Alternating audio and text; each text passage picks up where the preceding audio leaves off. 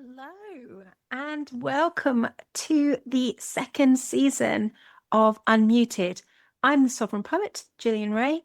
I'm your host, and I am just so excited to dive in to what we are doing this season on Unmuted. Now, remember, this is the podcast where we speak the truth that we were trained to hide. And last season, in season one, we did a lot of deep dives into the structures that actually taught us to hide. How did this all come about? How are so many amazing women going around in the world speaking quietly, playing small? How did this happen? How did we get like this? And we looked at generational, ancestral, we looked at the structures of education, we looked at the structures of religion, we looked at society in general, and we looked at even how, out of love, our mothers have protected us by trying to remind us to play small because they knew the cost, and ancestrally they knew the cost of rising yourself higher for women was always very dangerous in the past. So we looked at all of that, and we were interviewing amazing guests, talking about the things that we're not talking about how they've been silenced in their own lives, talking about money, talking about motherhood, talking about self-expression, and how hard it can actually be to start expressing ourselves fully when we've been taught to make ourselves agreeable and likable and palatable. And so if you're joining us for the first time this season, that's what we're about. That's what we've been talking about for 12 episodes last season, and a new set of 12 episodes coming up now. So who am I? Who is Gillian Ray? So I call myself the Sovereign Poet, which is a rather grandiose title, and I am proud to own it. And the reason that I call myself the Sovereign Poet is because an archetype visited me in the middle of the night and told me to do it. But this is just my imagination. I have a very active imagination. This was the title that was bestowed upon me by this semi-hallucination in the middle of the night. But there was a reason for it. And the reason for it is that my whole life I'd written poetry, pretty much since I was about 11 years old. And I never told anyone. Or when I did tell someone when I was young, and then they kind of laughed at me, and that kind of wound sort of stayed with me. And so my whole life I was writing, but I didn't really want people to know, or if I shared it with people I really, really trusted. And even then, I didn't want them to share it further. It felt something like, there was something here that was fragile that I didn't want to share with people. And so I just wrote in these notebooks for a really, really long time and kept it as something for myself. And I would never say to anyone, oh, I'm a poet. And my brother actually, when I was going through my treatment at the hospital, introduced me to a nurse and said, "This is my sister, and she's a poet, by the way." And I was like, "Oh, don't say that, don't say." I didn't even want anyone else to say that about me. And um, I felt like I couldn't really own it. And so not only did I eventually sort of slowly come to start saying I'm a poet, I started releasing my poetry, released a book called Sacred Embers, which is available on Amazon. Or if you message me, I can send you a copy. And that is actually all about my transformation journey. It's about it's about rising from the ashes. It's about putting everything back together when you've been kind of put apart by life, really. And in the year of our Lord, in the year 2020, I was diagnosed with triple negative breast cancer. And this set me on a journey of self-discovery, of waking up to myself, of starting to realize, oh my God, I have all of this stuff that I've wanted to do. What if I don't get to do it? And that kind of started me talking about the things that were important to me and actually changing so much of my life. And so when I started Unmuted Podcast, I started it with the idea that I was going to invite people that would have helped me, younger me, to to start speaking up about things. So to people who would, so I started off by inviting poets, saying, what advice do you have for young poets? And then it kind of grew. The whole of Unmuted grew with me. And I realized that it was actually, as the season went on, it was an unfolding of me becoming more and more unmuted in different areas of my life. It was like as I took one layer of unmuting away, my creativity, my hiding my poetry, my stepping into that, then another one came, and I was like dealing with that. And then like, like my refusal to acknowledge my gifts and my intelligence, because I'd always been thought like that's that story of like nobody likes a show off. So, I would always sort of keep these sort of things that I did to myself, then keeping my spiritual side to myself because I thought people would think I was a bit too, woo, or keep like all of those different parts of it, that I realized that I was actually able to share all of me. And this amazing thing happens when you start being 100% you. Like, you meet other people who love you and who can't get enough of you and who think you're fantastic. And it's brilliant. And so I'm totally recommending it to you. Be 100% you. So yeah, so that's who I am. I'm a poet. Well, I started off as a poet, and now I call myself a mythopoetic coach. And that's because I love story. And what is mythopoetic other than just of myths, about myths? So yeah, that was our kind of season 1 recap and a little bit about me. And as I say, the show is growing with me. And so in season 2, we have got so much great stuff coming up for you. I have been already interviewing people. I've already been talking to people. And these are people that I need in my life. And if I need them in my life, you probably need them in yours too. I've got some returning guests that I wanted to talk to things about further. And I've got some new guests that I want to explore some new guests that I want to explore some different things with. One of the things that kept coming up for me last year was how much I needed to get out of my head. Like, I've been an overthinker my whole life, and that overthinking was often part of what would keep me small. It would always part of be like, oh, I can't do this, it might not work, or what will this person think, and all of that. And I needed to get more out of my head and into my body.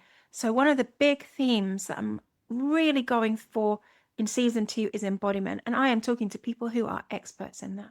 I am talking to natural health people. I am talking to somatic practitioners. I am talking to dance therapists. I have people who understand the body and understand how, as women in particular, the view of always our view of our body is not formed by ourselves. Our view of our body has been formed by culture, by the male gaze, and we need to take that back and we need to own it. And I've also been speaking to an artist who has an amazing story about how she came back into self-love of her own body. So really great stories around that. And the other thing that I'm wanting to get more into and talk more about is I want to talk to people who are doing something new, people who are saying, do you know what? This isn't the way things have been done before, but this is the way that I want to do them. So you can expect some guests that are doing some things a bit new as well. And I want to talk to guests about community and about doing things together and about activism and all of that kind of stuff, because these wounds that we have around visibility, around our voice, they did not happen in isolation. And I don't believe that they heal in isolation either. I believe they heal when we start working in community. So that's what the season's going to be about. I'm so excited for so many amazing guests that are coming up. I cannot wait for you to hear them. So yeah, stories though. My God, that's me. That is my whole life. I have loved stories.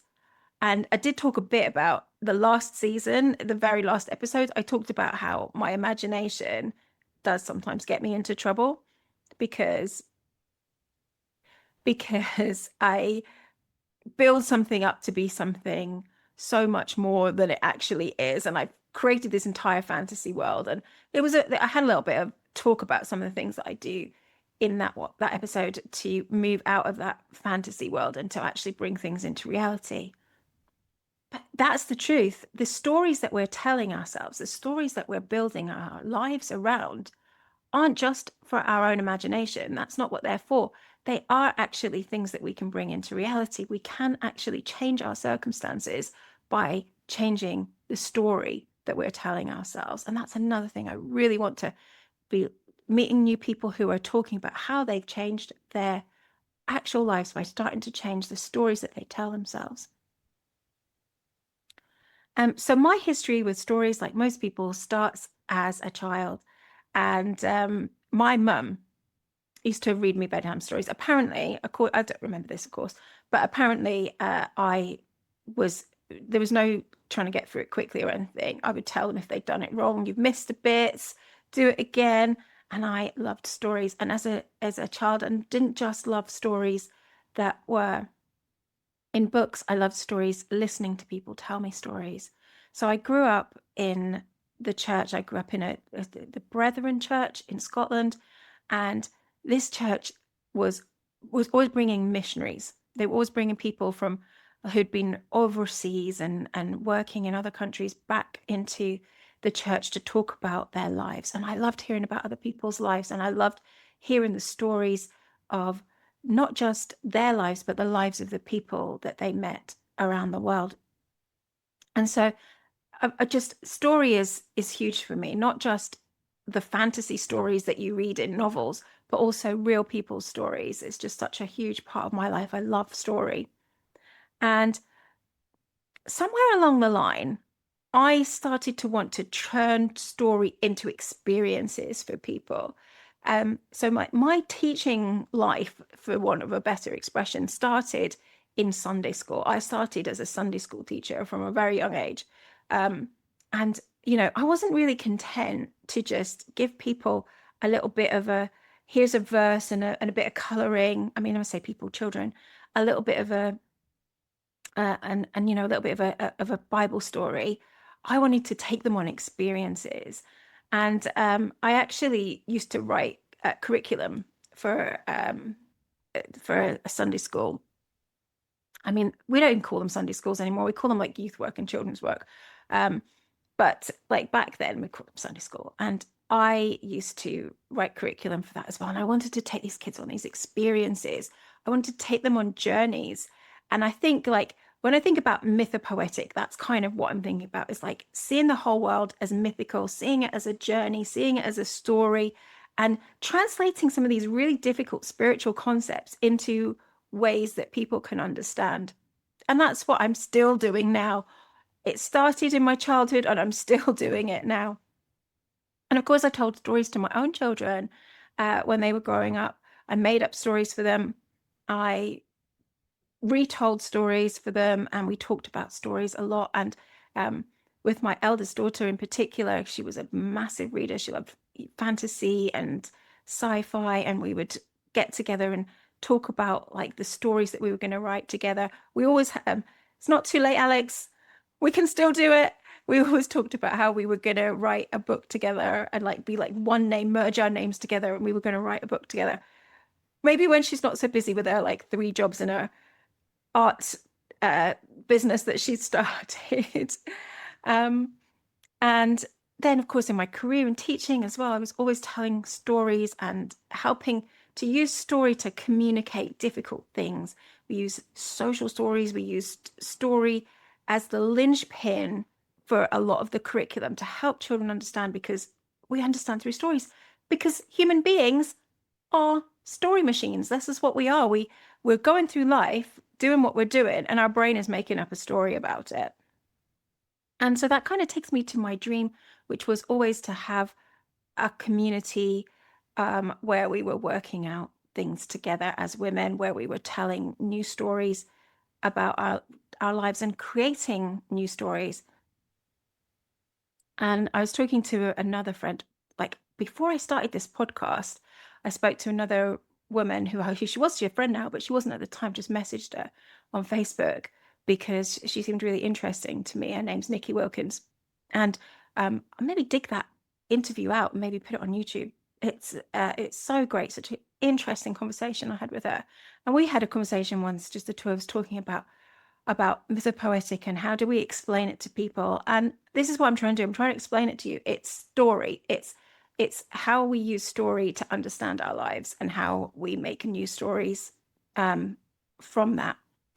And so the other thing that I do is I work with archetypes. And that's again, like to me, archetypes are like characters. They're like that recognition that you get when you're in it, when you're reading a book and you've got a character and you just go, oh, yeah, that recognition, that's me. I feel that, I understand that. And so with the characters and the archetypes, it's like there are thousands of archetypes there, but they are like a pattern that we recognize. We go, yes, I recognize that. Some of the easiest ones to understand are like mother. No matter where we are in the world, even though if our experiences of mother are different, we kind of understand that pattern, the pattern of mother. And of course, another one might be the warrior or the guardian. You kind of getting that, or the queen, or the that's like so. This can finally getting to the sovereign part of the sovereign poet, the sovereign. The archetype is like a pattern, but as well as being a pattern of way of being and something that we recognize, I feel like it has an energy signature.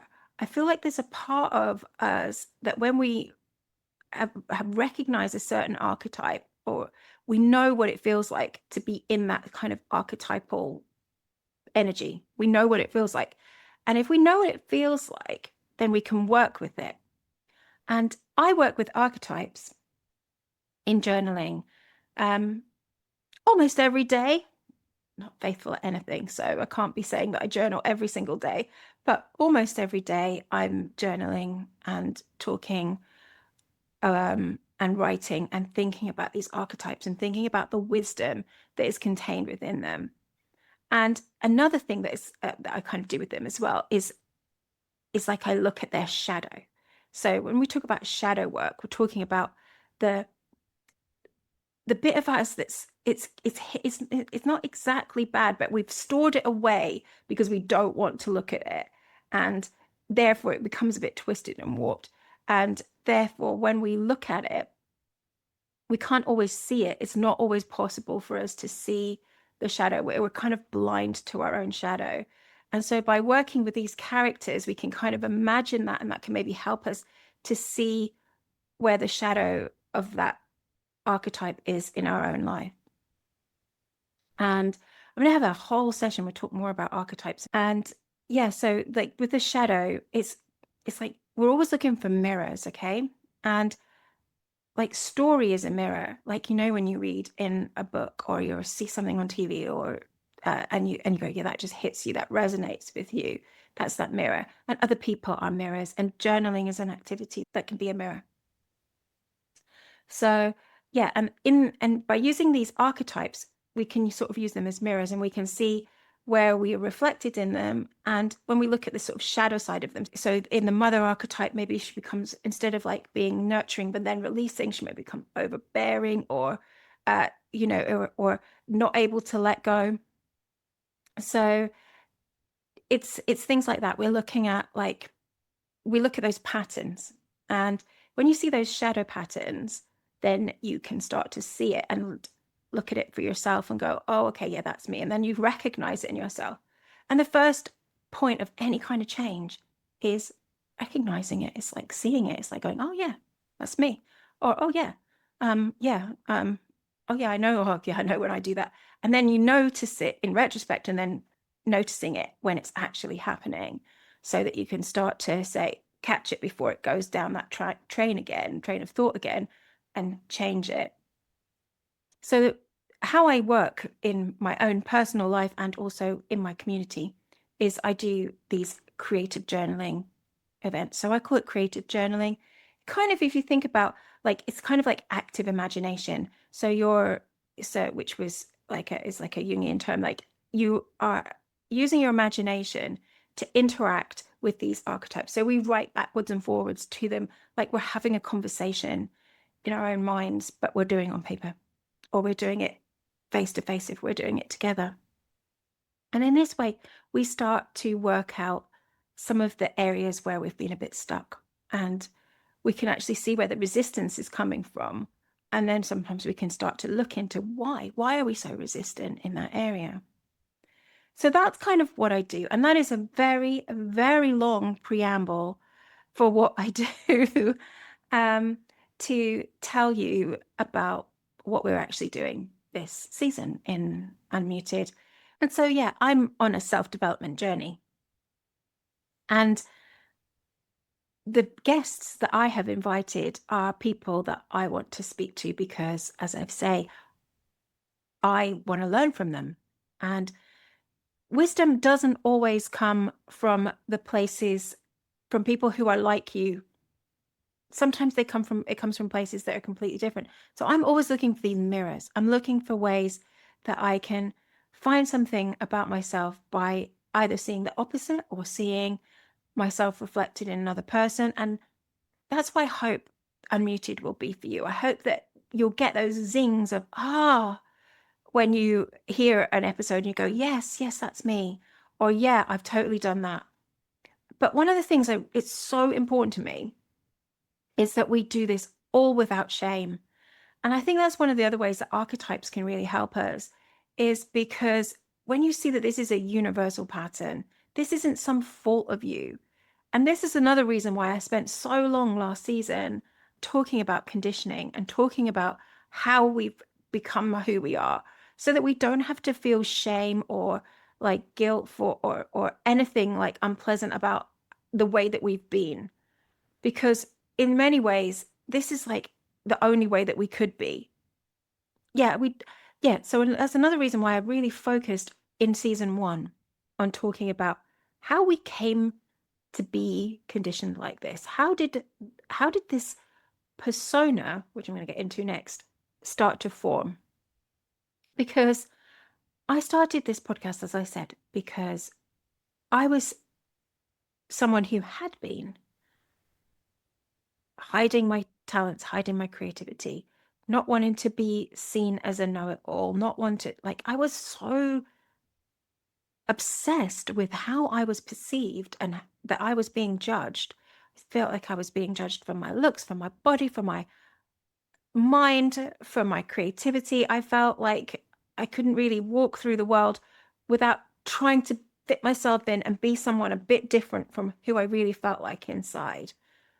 And I call this persona, or this archetype, I call this the good girl archetype. So I don't say good girl archetype because I invented it. You can Google it. Lots of people are talking about the good girl archetype, especially at the moment. It seems to be, this is probably confirmation bias. I've started talking about the good girl, and then all of a sudden, everyone else seems to be talking about it too. They've probably all been talking about it for ages, but because I've started talking about it, I've noticed they're talking about it. But anyway, yeah. So I listened to a really great podcast the other day called Good Girl Economics, which is about how this good girl archetype affects us in terms of our earning power, especially as female entrepreneurs. Really interesting. Definitely worth a listen.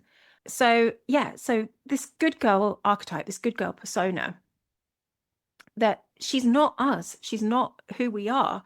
It's like she's conditioning, she's that reaction that we are, that whenever we're in public, whenever we're facing someone else, we feel like we have to behave in a certain way. We have to become more acceptable, more likable, more palatable. It's the part of us that when things are starting to get a little bit emotionally volatile, feels like they've got to smooth it all over. They've got to keep everything calm.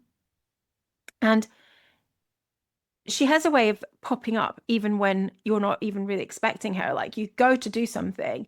I've told a story in my community, but I'll tell it to you as well. So I was working in a school, and the boss came to me and she asked me, to do to run an after school grammar club. And I really didn't want to do it. And I stood there like a deer in the headlights, thinking of it. I don't really think I can. Um, oh, well, if you really could, and blah, blah, blah. And then the good girl in me, just the bit of me that wants to please people, that wanted to make my boss happy, says, oh, I'd love to. Yes, no problem. I can do it. Yes, that's fine. No worries. Thanks. Yeah, I'll do it. And even as I'm walking away, my heart is sinking because I'm like, I don't want to do it. I don't want to do it. I don't want to stay an extra hour after work on these nights. This was winter as well. It's like it's dark. I just want to get home, and like, why have I said I'd do this? Why have I said I'd do this? So, yeah.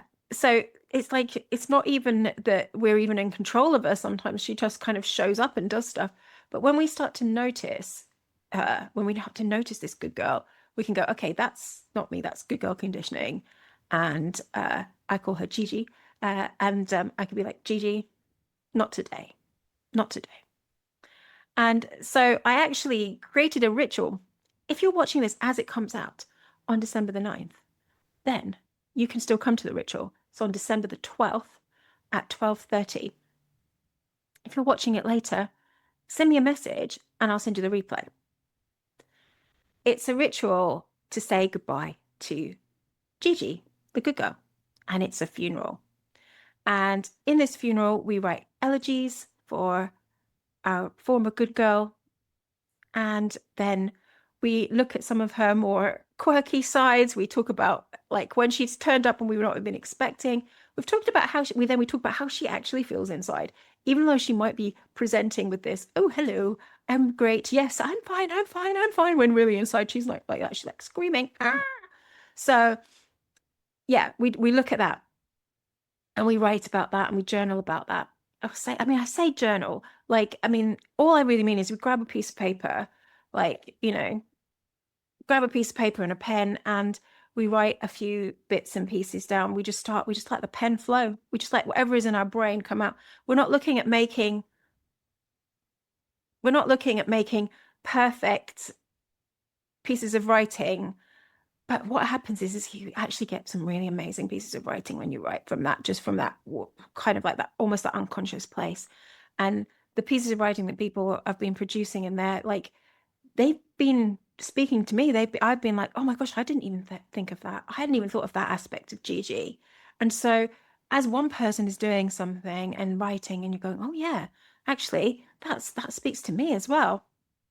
It's fantastic, which is why I really love community, which is why I think that, like I said before, that these wounds that we have and this good girl conditioning, she did not create in a vacuum. She was created in society, community, family.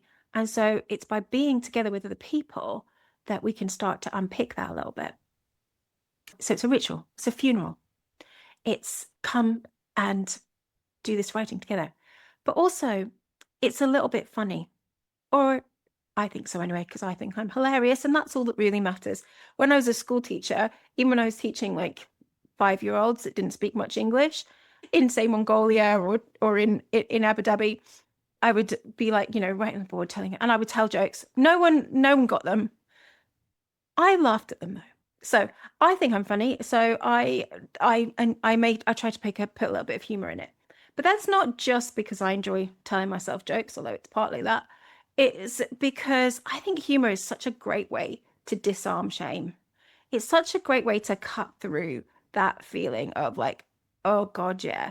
Like if we can laugh at ourselves a little bit, then we can start to actually see where we can make changes, where we can see where we can start to grow.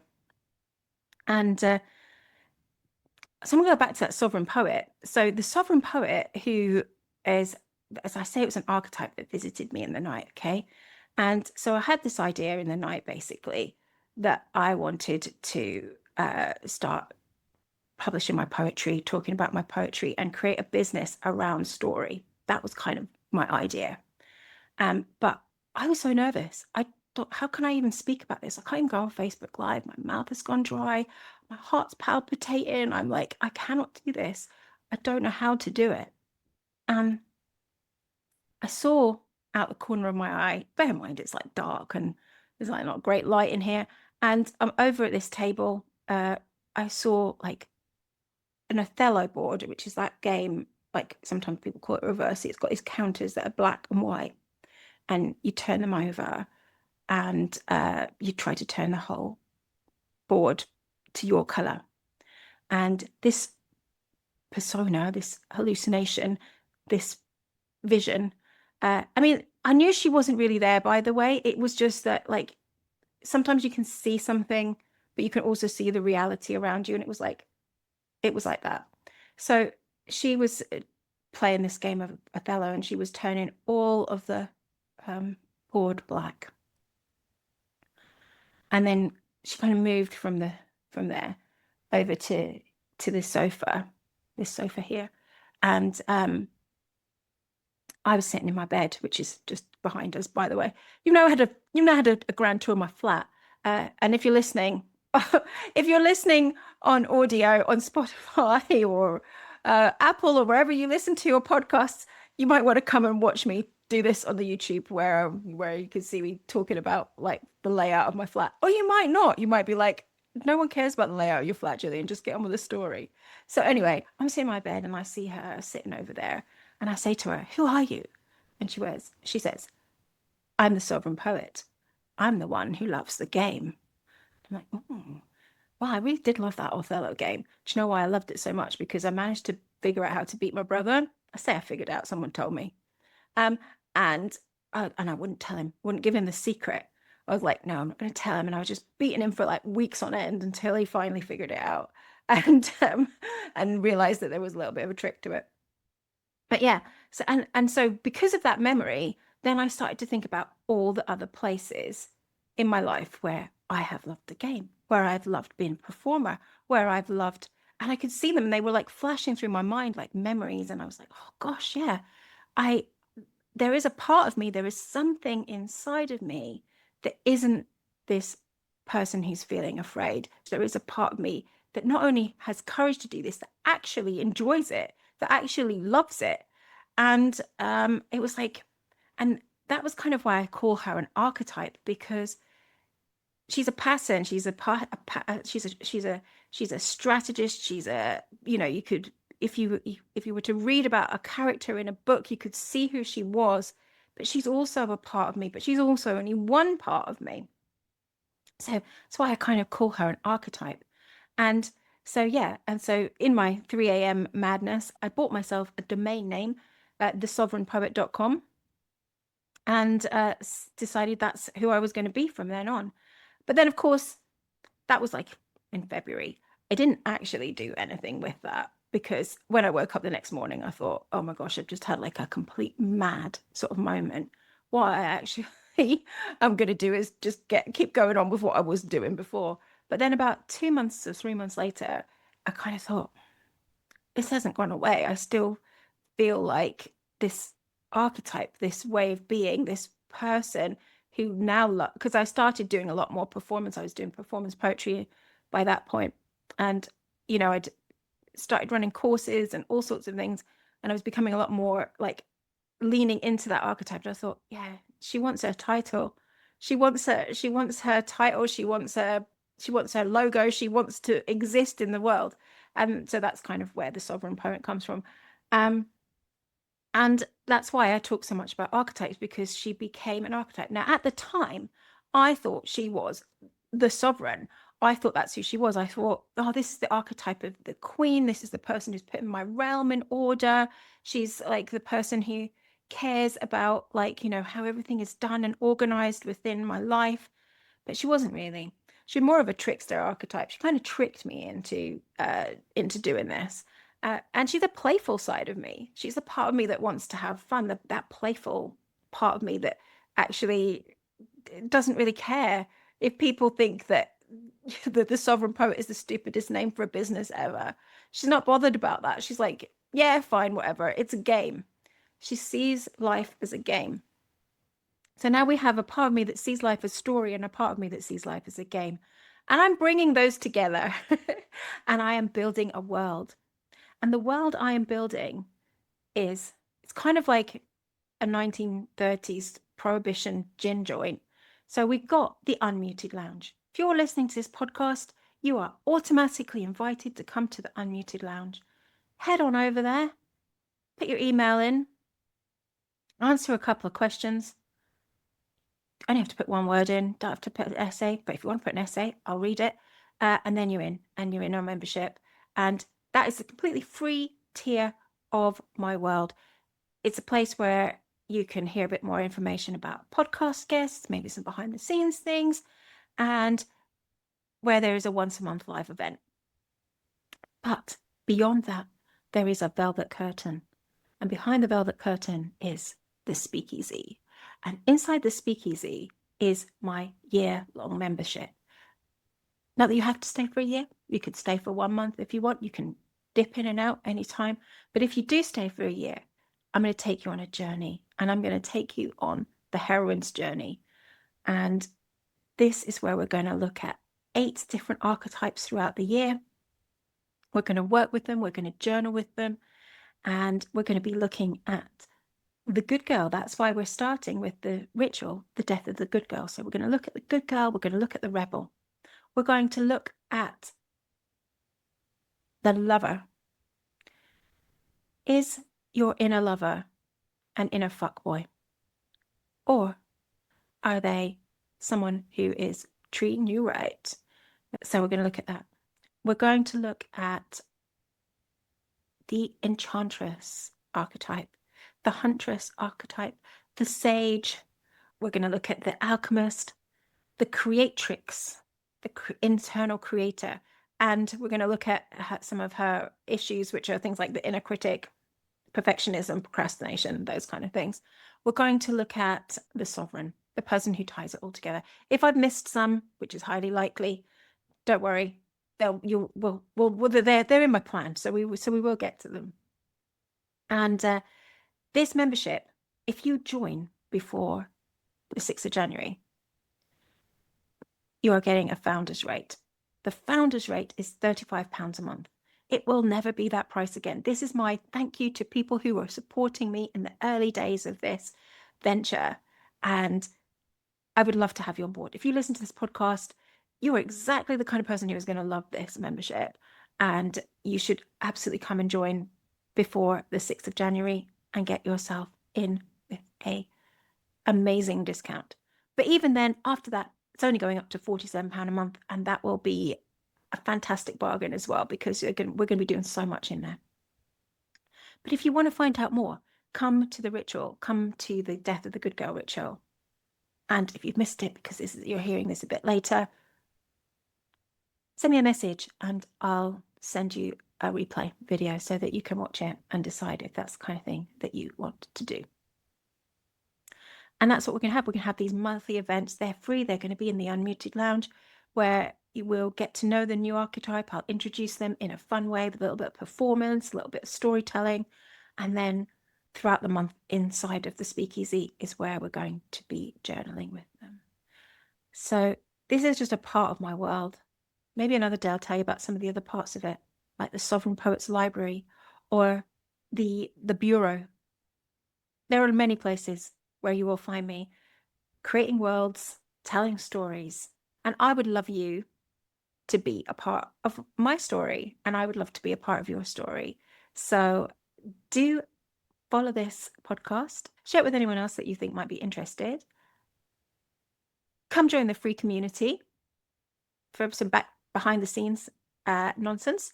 And I would love you to be part of the big story, to be part of the heroine's journey, to be part of the archetypal journey that we are doing in 2026. We are leaving our good girl behind. She is staying in 2025. She is not coming with us into the new year.